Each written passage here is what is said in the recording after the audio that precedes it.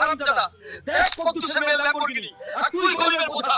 আজই আমার ঘর ছেড়ে বের হ, তোর মতো সন্তান আমার দরকার নাই। শালা কদ্দুসের মেয়ে আমার জীবনটা জাহান্নাম বানাইছে। একদিন হেলিকপ্টার কিনে তোর বাড়ির ছাদের উপর নামাবো, এইটা হালকের কসম। ইঞ্জিনিয়ার সাহেব, একটা কাজ দেন, ও পেটে ভাত নাই। এই রে সবুজ দানব, তোকে দেখে কাজ দিতে আসছি নাকি সার্কাস খুঁজছি? ভাগ এখান থেকে।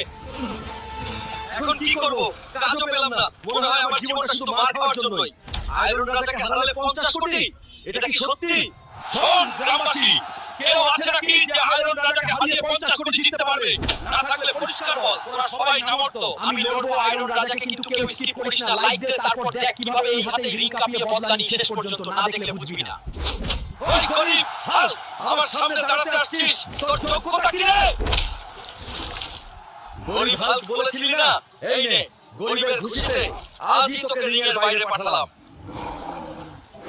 দেখ গ্রামবাসী, গরিব